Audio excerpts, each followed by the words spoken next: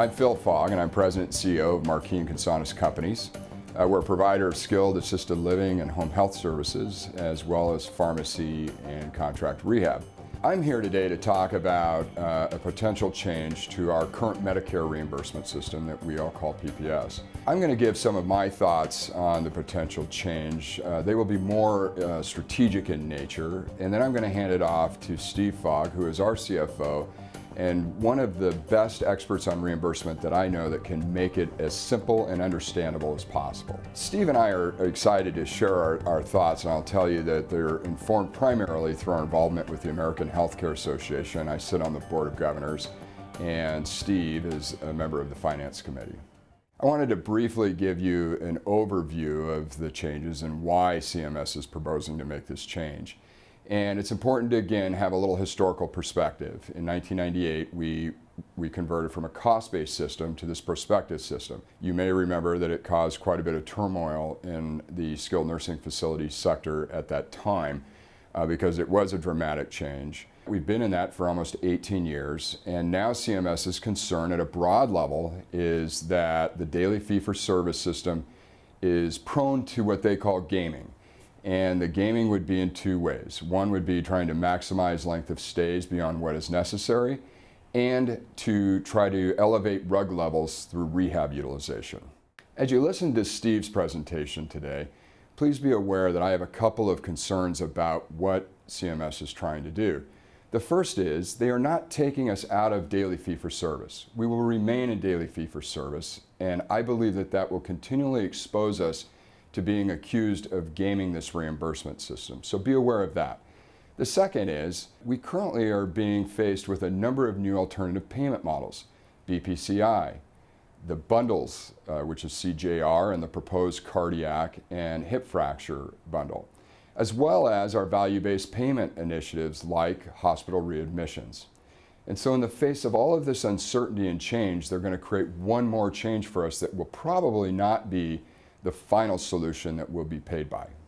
In addition to that, MedPAC has based this reimbursement system on research and third-party analytics that can't even be modeled by ACA or any of our consultants. And so we truly don't understand what the fiscal impact to us or our profession will be. It's very concerning, and recently MedPAC came out with a statement that being perfect should not be the enemy of good. Well, I would tell you that with all of these concurrent changes, we need to be better than good, because the risks to our profession and the financial stability to our profession is too high. Our recent presidential election has changed our political climate. That's not a partisan statement. It's just to say that that's going to add to the uncertainty of what our future looks like. Many components of the ACA have had real impact on us, and there's a real risk that that could get repealed. Having said that, we're talking to you today because we feel like the risk of this CMS change could be so substantive that you need to be aware of it. So those are my big picture thoughts on this issue, and now I'm going to hand this off to Steve. Once again, I believe that Steve is one of the most credible voices on Medicare and Medicaid reimbursement in the country. I want to acknowledge that reimbursement may not be the reason you get up and do what you do every day, but it's something that we need to know. And we believe that the 7 or 8 minutes that Steve's going to present on this topic will be a much more efficient way for you to be able to get this information than if we had done a 20 or 40 page white paper on the issue. So now I want to hand this off to Steve. My name is Steve Fogg, and I'm the Chief Financial Officer of Marquis Companies and Consonus Healthcare. I've been in the industry for over 30 years now. And as you all know, right now, there's more going on with Medicare and Medicaid reimbursement in our industry than ever before. I'm actually really close right now to some of the key initiatives that are going on driving that uncertainty, one of which is CMS's initiative around redesigning the PPS reimbursement system. CMS's initiative to redesign the current system really is based on three things. One, they want to change the actual rate categories. Two, they want to change the method with which they calculate the rates. And three, they want to implement a system that actually gradually reduces the daily rates during the stay of the resident in the facility. The best way to describe CMS's initiative in this area is to really go through some of the high-level goals that they have in changing from the current system to the new proposed one.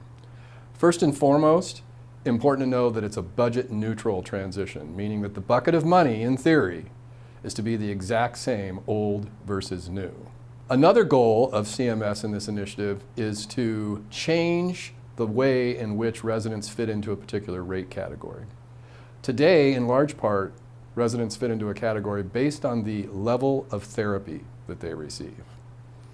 Well, this new system is going to transition from that to a characteristics-based methodology, meaning that the characteristics of the resident are going to drive which rate they fall into, and not anything to do with the actual services that they get.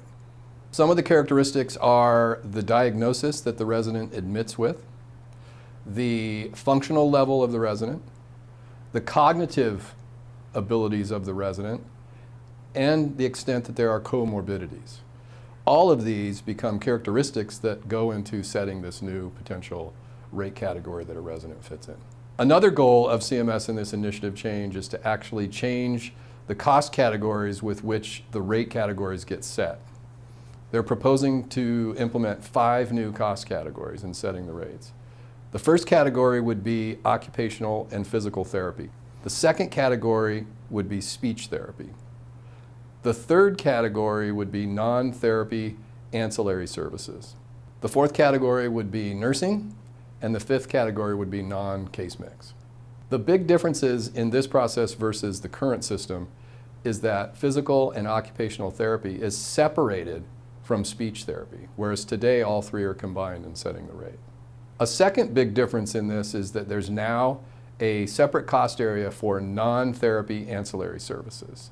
So each individual resident's rate that they fall into will be based on a characteristics review of what their non-therapy ancillary service cost might be.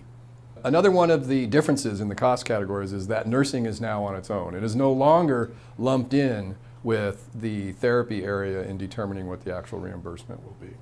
The most important message in this goal with these 5 cost categories is that they are all designed to try to be able to create a rate category for each resident when they have their episode in the facility that fits and tailors their individual needs. Another major goal of CMS with this new initiative is to actually have a gradually reduced daily rate during the resident's stay in the facility. Whereas today in the system, it's the same daily rate from start to finish. This new system actually front loads the initial days of the stay and then gradually reduces the rate as they progress through their stay through discharge.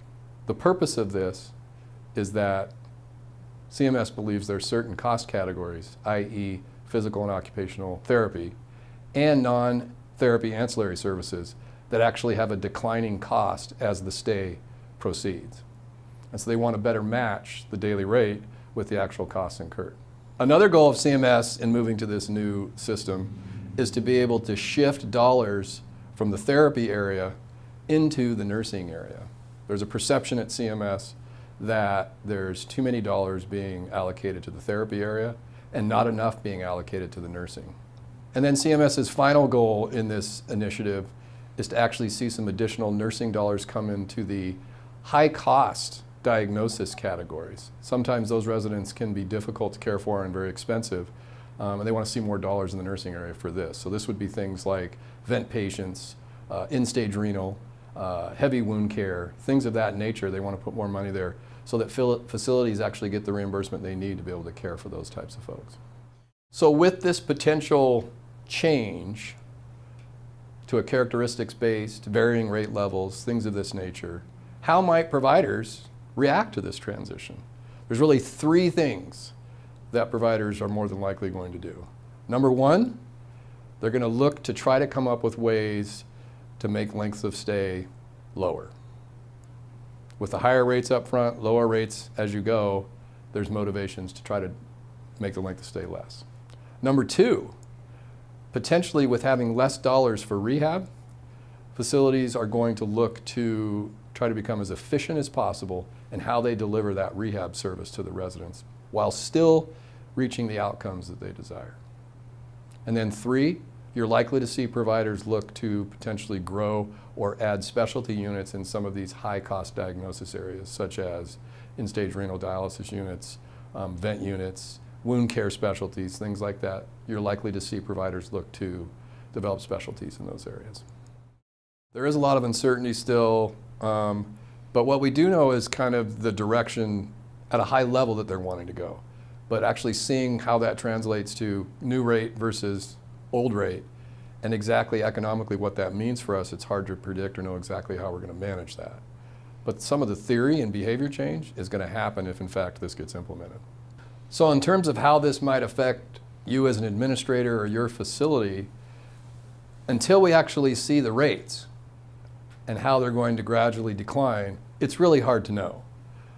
But rest assured in general that you're going to have to learn in your facility how to potentially provide similar services that you do today at lower lengths of stay. You're going to have to learn how to work with your rehab provider to be able to provide a rehab service in the most efficient way possible, but to be able to stay within the economic parameters of this new system. So in terms of how I feel the impact of this might be, it's still early. We still don't know what the rates are going to be. We still don't know which certain geographic areas are going to be hit and how they're going to be hit. But in general, because it's a budget neutral concept, in theory, across the board, it should be manageable. But I believe that there's going to be pockets that maybe have a harder time, or facilities a harder time going through this than others. Being able to adapt and manage those levers, the length of stay, the rehab delivery, things of that nature, being able to adapt to that and the new reimbursement in that area, those will be the winners. Those that can't will be the losers. So in terms of timeline on this redesign initiative, as of right now, as a reminder, Medicare, CMS publishes an annual rule called the Notice to Propose Rule, and they publish it on April 30th of each year. As of right now, we feel pretty strong that in fact CMS will not put any of this new initiative into next April 30, 17's NPR. We think that it's just not far enough along and there's a lot that still needs to happen. So hopefully we can get at least another 1-year reprieve before something like this gets put in place. To a lesser extent, there's a possibility that CMS might actually put the piece that moves dollars from the therapy area into the nursing category in the 2017 NPR for fiscal 18, but keep everything else out. And then even lesser probability than that, it's possible that CMS goes ahead and goes for it and does the whole thing in the April 30, 17 NPR. We really hope that this has been helpful to you, and I want to thank you for taking the time to learn about the issue with Steve and I today. We believe that it's critical that providers really understand this risk so that they can not only manage it but influence it. We will be back to you with any updates as they occur. Thank you.